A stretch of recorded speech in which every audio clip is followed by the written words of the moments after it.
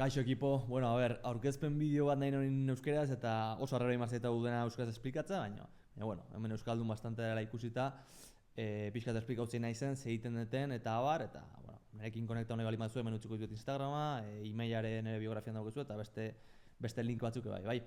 Orduan, bueno, egiteko ni urko naiz, emprendedora ekintzailea euskeraz, eta sektores berdinetan sartu da nau, gauzaz berdinetan, pixka kontauko izuet zeiten deun, bai. Alde batetik Dubaien gare sartuta Garmendia Capital enpresa daukeu, bertan batik bat Espainiko eta Euskal Herriko enpresari inbertsiori eta abar laguntzen dieu Dubaien inbertitzen, bai, sektor inmobiliarioan enfokauta, baina bueno, gero beste batzukin ere laguntzen dugu, bai, enpresa irikitzen bertan eta abar. Azkenean gauza asko berriztaten die eta guzti horretan laguntzen dugu. Orduan, real estate sektoren bastante sartuta nago, bai, Dubaien, bai, Espainien beste gauza batzukin.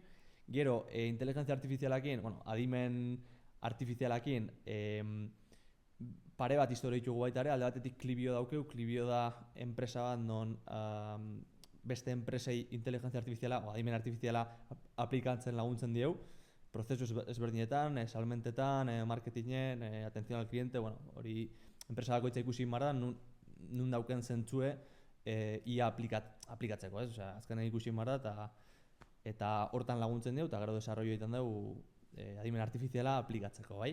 Eta gero ditugu beste proiektu batzuk lantzen ditugunak bertan, eta, startup modun lantzatzen ditugu, ezta?